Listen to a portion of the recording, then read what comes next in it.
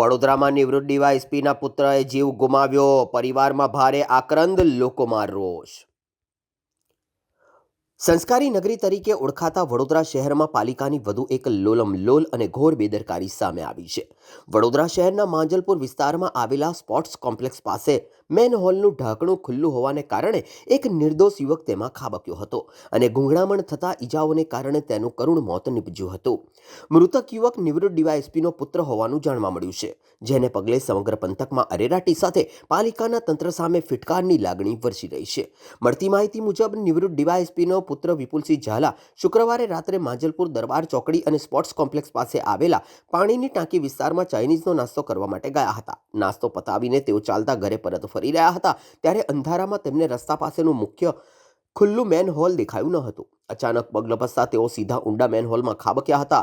સ્થાનિકોના જણાવ્યા અનુસાર વિપુલસિંહ મેનહોલમાં પડ્યા બાદ અડધો કલાકથી વધુ સમય સુધી મદદ માટે બૂમો પાડતા રહ્યા. જોકે અંધારું હોવાને કારણે અને મેનહોલની ઊંડાઈ વધુ હોવાને કારણે તેમને બહાર કાઢવામાં વિલંબ થયો હતો. અંતે ફાયર બ્રિગેડની જાણ કરવામાં આવતા જવાનોએ સ્થળ પર પહોંચી ભારે જહેમત બાદ તેમને બહાર કાઢ્યા હતા, પરંતુ હોસ્પિટલ પહોંચતા પહેલા જ તેમનો શ્વાસ થંભી ગયો. સયાજી હોસ્પિટલમાં પોસ્ટમોર્ટમ દરમિયાન પરિવારજનોના આક્રંદથી વાતાવરણ ગમગીન બની ગયું હતું. આ ઘટનાને લઈને લોકોમાં પણ ભારે રોષની લાગણી જોવા મળી હતી.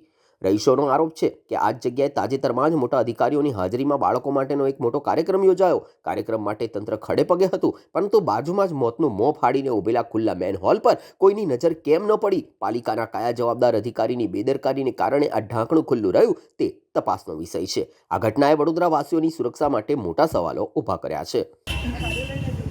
આ માંજલપુર પાણીની ટાંકી પાસે જસ્ટ એન્ટ્રન્સ પાસે આ મેઇન હોલનું ચેમ્બર આવેલું છે ડ્રેનેજનું.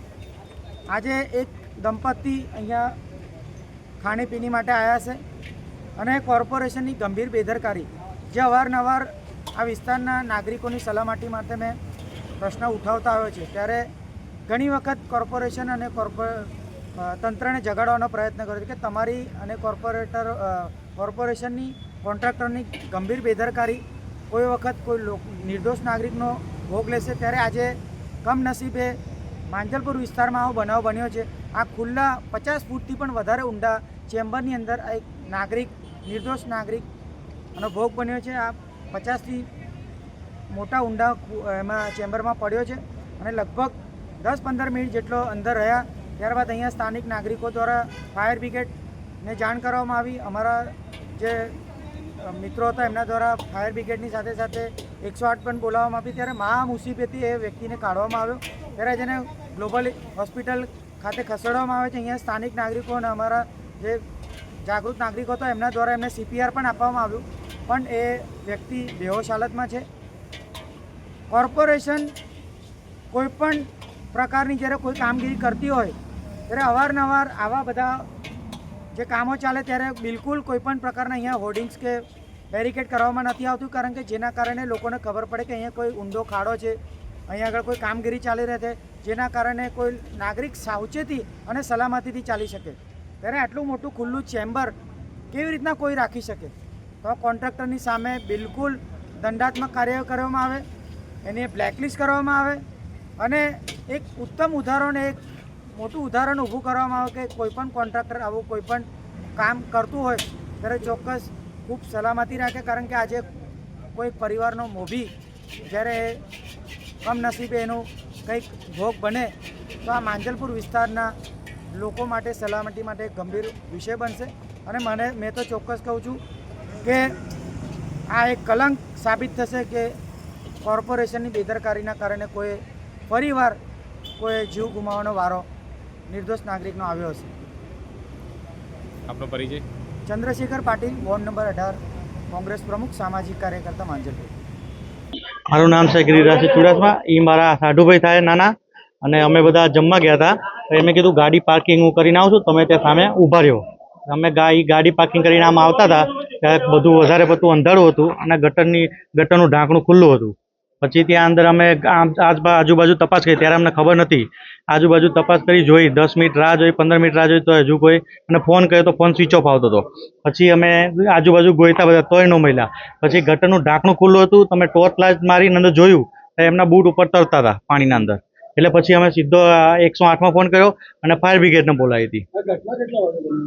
બસ એ 7:30 થી 8:30ની વચ્ચે. આજુબાજુ કેવો કોણ આવ્યો હતો આજુબાજુથી અને એવું પણ નથી મળ્યું જે સ્થાનિક કાઉન્સિલર હતા તે પણ પહોંચ્યા હતા? એ મને બહુ ખ્યાલ નથી થાવ કારણ કે હું અમદાવાદ રહું છું. હું લાઇટો નથી, અંધારું હતું ત્યાં. હા, ગાડી પાર્કિંગ કરવા ગયા હતા સામેની શું ભાગમાં. કહેવા માંગુ છું, કોની બેદરકારીને કારણે તમારા સગામાં જે મૃત્યુ થયું છે તો કોની બેદરકારી બની? એ જ જેમ કે જીજાજી સાહેબે કીધું કે ભાઈ ત્યાં મ્યુનિસિપલ કોર્પોરેશનની કે ઇન્ચાર્જની કે કલેક્ટર સાહેબની એમ આ જવાબદારી કોઈકની ફિક્સ થવી જોઈએ. કારણ ગિરિરાજસિંહ ચુડાસમા. ये મારા સગા સાડા છે, વિપુલસિંહ ઝાલા, માંજલપુર રહે છે. એમના સાડુભાઈ છે. એ એમના સાડુભાઈ બહારથી આવ્યા હતા એટલે એ લોકો સાંજે ત્યાં જમવા ગયા હતા દીવા મોલની આગળ સ્પોર્ટ ક્લબ છે ત્યાં. એમને ઉતારીને એ ગાડી પાર્ક કરવા ગયા હતા. પાર્ક કરીને ચાલીને અમની પાસે જતા હતા ત્યાં અંધારું હતું અને ત્યાં ગટરનું ઢાંકણું ખુલ્લું હતું. એમાં પગ લપસી ગયો એટલે ત્યાં પડ્યા હતા. એ કેટલા કલાક પછી ફાયર બ્રિગેડને તમે ક્યારે ઇન્ફોર્મ કર્યું કે ફાયર બ્રિગેડને ફોન તરત જ કર્યો. તરત જ ફોન કર્યો હતો એમને. 7:30 થી 8ની આસપાસ, 8:30ની અંદર હશે. શું નામ છે આમ? વિપુલસિંહ ઝાલા. તમારો કોણ થાય?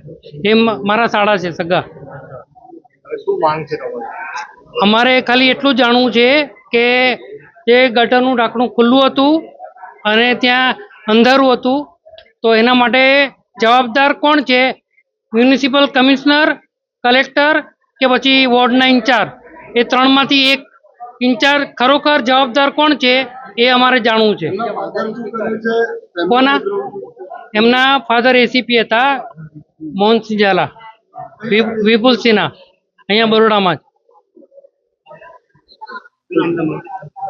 નરેન્દ્રસિંહ પરમાર.